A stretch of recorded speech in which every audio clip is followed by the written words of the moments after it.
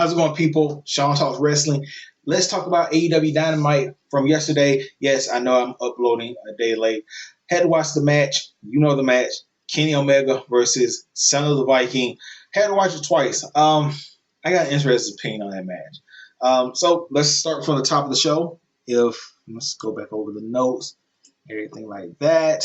So first match you had Sting, Darby, and Orange Cassidy defeating Butcher, Blade, and Kip Sabian. Solid match. Sting goofing around, making lots of money, goofing around, doing the Orange Cassidy stick on Kip Sabian. It was just a crowd warming match, basically. Sting hits the Scorpion Death Drop on Kip, and the crowd starts off happy. I really don't have anything bad to say about this match. Everybody did their part. I did not like the fact that Orange Cassidy kicked out of Drag the Lake by Butcher and Blade. He didn't even get pushed. He just kicked out of Drag the Lake. That's a little overkill. But besides that, the match was what it was. Then moving on past that. Let's see. Oh, you had the Guns defeating Top Flight. I thought at one point, not Darius, but I think he is Darius. He hit that nosedive top rope thing on one of the Guns, and I was like, oh man, he's gonna win because the other guy got taken out. But out of nowhere, Coulson comes in and breaks up the pin, and eventually it leads to them hitting. I forgot the name of that move. It's a assisted flatliner. It's not the big rig because that's FTR, which will come out after that. It's something anyway. The Guns don't end up winning. Okay, match. After the match, FTR comes out. The Guns are upset. They're like, "You're not getting a title shot. We'll never give you a title shot. Not now. Not never. Nothing you can do." And eventually, FTR puts up themselves in AEW, which kind of tell you that FTR might. It's hard to say because the internet is so.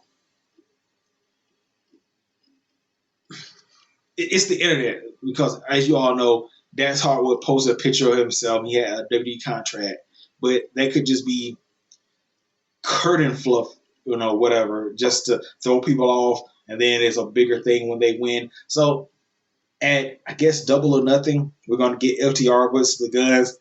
And quite honestly, even though it would be nice to have FTR win the belts, I'm kind of sick of the, hey, you guys have the tag belts for a month. Hey, you guys have the tag belts for a month. Hey, you guys have it for 2 weeks. Hey, I would kind of want to see some longevity with tag team champions and not being the Young Bucks. Somebody establish a decent amount of time and build some rank with the belts. Thought it was going to be the Acclaim, but the Acclaim now. Anyway, so that match is set up. Moving on past that. Okay.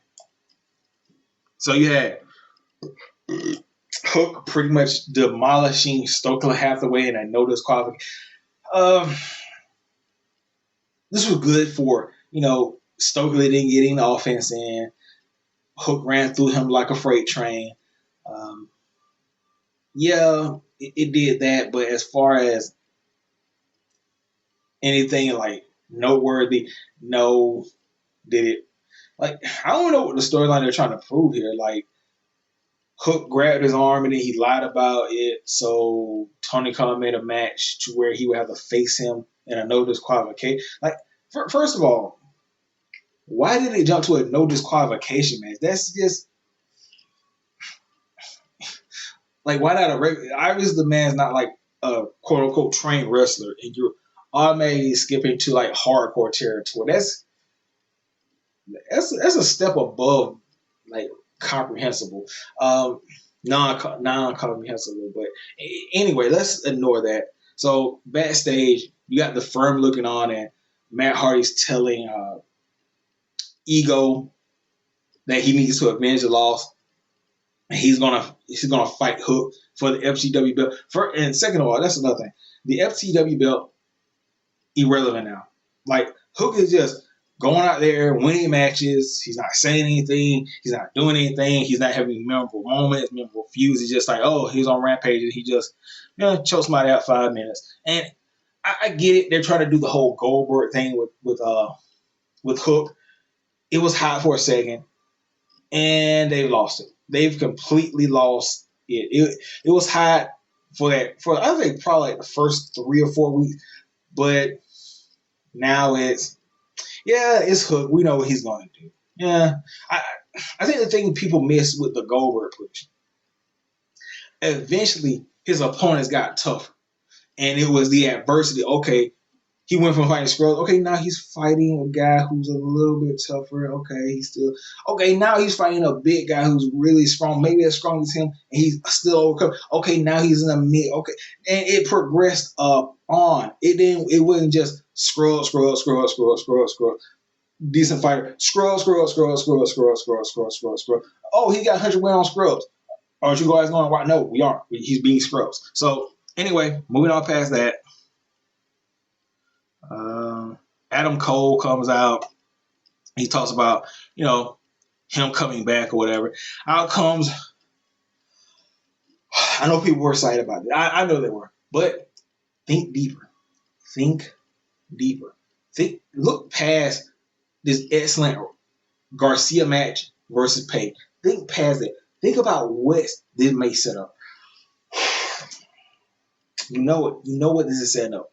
You know it. You know in the back of your mind, you're like, I don't want it to, but I know it's going to happen.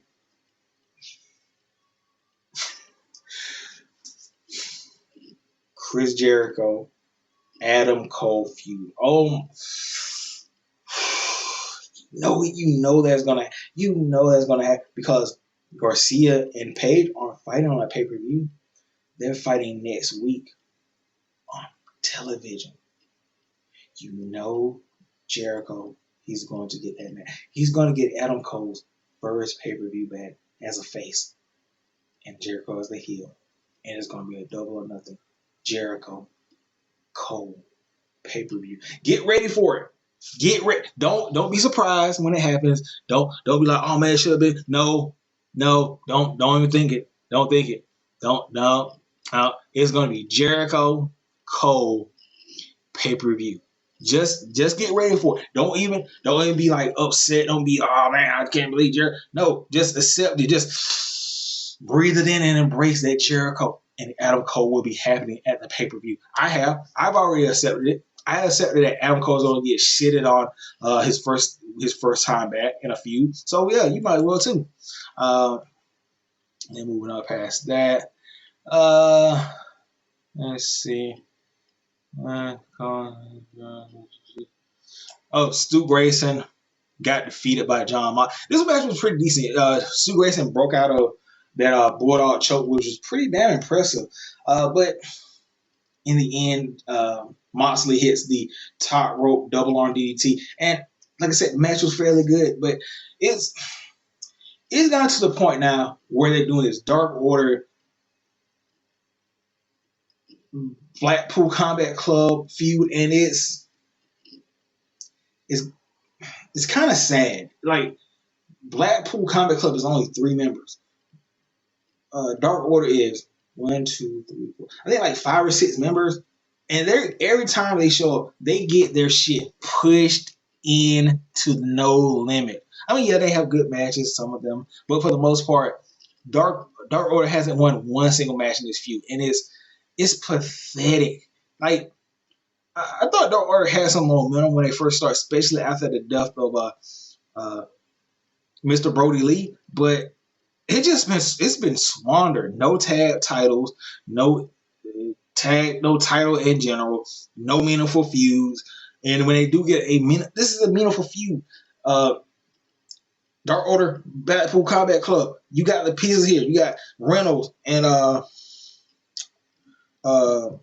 Silver versus Claudio Mox, or Claudio and Yuta. You can have Yuta versus Stu in a Pure Rules. You can have Silva versus Claudio, two guys, and they were just pretty much undermine John Silver as a strong guy. It's just like, oh, Cesaro's in the ring now. Don't do any strong stuff. Don't be impressive. Just let Cesaro uppercut you 50 million times. So the feud is just, as a Dark Order fan, I'm just disgusted. Like, these guys are getting treated like scrape bitches. Then moving on past that. Tony Storm defeated Sky Blue. Match was okay. Let me see. Storm hits the Storm Zero after hitting the sweet cheap music in the corner. Nothing really bad to say about this one. After the match, they attacked Sky Blue, the Outcast. Out comes Rio and Nightingale. Rio had a pipe. I don't even know what is this leading to. So I get the Outcast, okay, but who are they going to face at the eventual pay? Is it going to be Riho, Britt Baker, and Jamie Hayter, or will it be Sky Blue, Riho, and Nightingale? Like, this feud has just been chaos. I get it; they're going against the whole locker room, but there's no like centralized focus on who are the main targets here. Like, they aren't going after Hater, even though Hater has the bill. They're going after Jade, which would be just like make sense. Jade's a homegrown talent. She's top, and Saraya went. Like, I don't care what anybody says. Saraya beating Jade Cargill would be the ultimate heat magnet, and it will be it's the only way. It's the only way that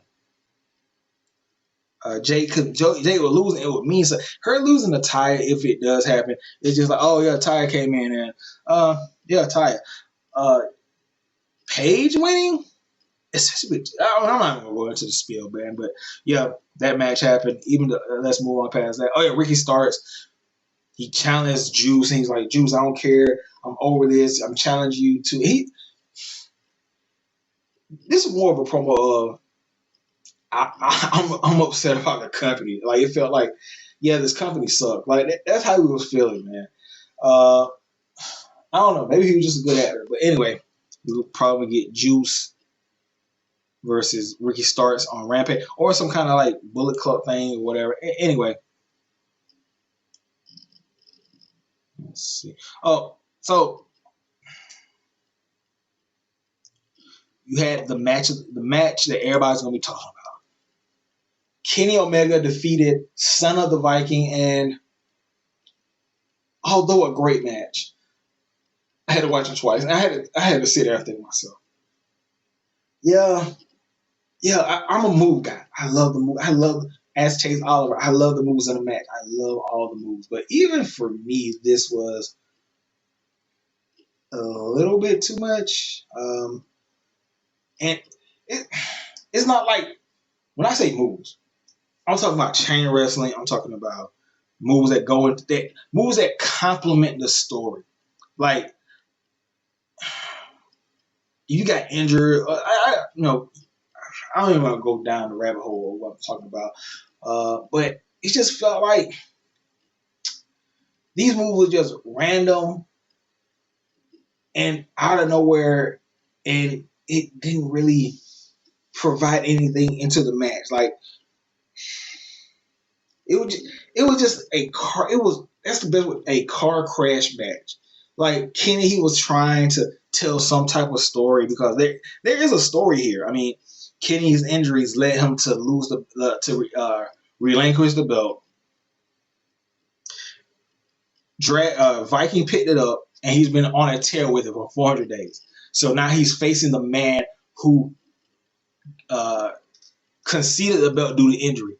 So, hey, Viking, are you good enough? Could you have taken this belt off this man? Tonight says you can't, but in Mexico they can have it. So there's a story here, but it's just like, I don't know, man. I guess it's also Viking, him just doing the moves, and nobody's like, I don't know, man. I always sound like one of those guys, like, all right, he's got to tell a story with it. I get that too, but it's just I don't know, man. This match, although good, it was a little car crash at the moment. It was just like, okay, you hit the 630 through the table. Okay, you hit the hurricanrana on the apron with the 360. Okay, now you hit, okay, bro. We get it. You hit the moves. We get it. Don't beat us over the head with it. We get it. No, I don't think he hit like one like mat move. His punches were ass. I'm not even gonna go into his match. Match was it was that match. It was a good match, but it's just I can't explain it. It's just too car crashy. It's like he's Viking is literally throwing shit at the wall, and some of it is cool as shit. But most part, he's just like cannonball. But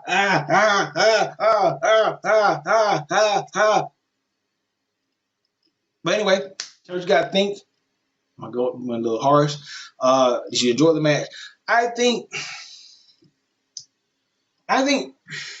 when they do eventually face for that belt in Mexico on AAA, I think that's probably the match to watch. I think this match was just something to get Viking over with the people. Just like, hey, your name's gonna be trending everywhere. Just go crazy on me. Just do all that. I think the better match is probably gonna be AAA. But anyway, I'm gonna catch you guys later. Peace out.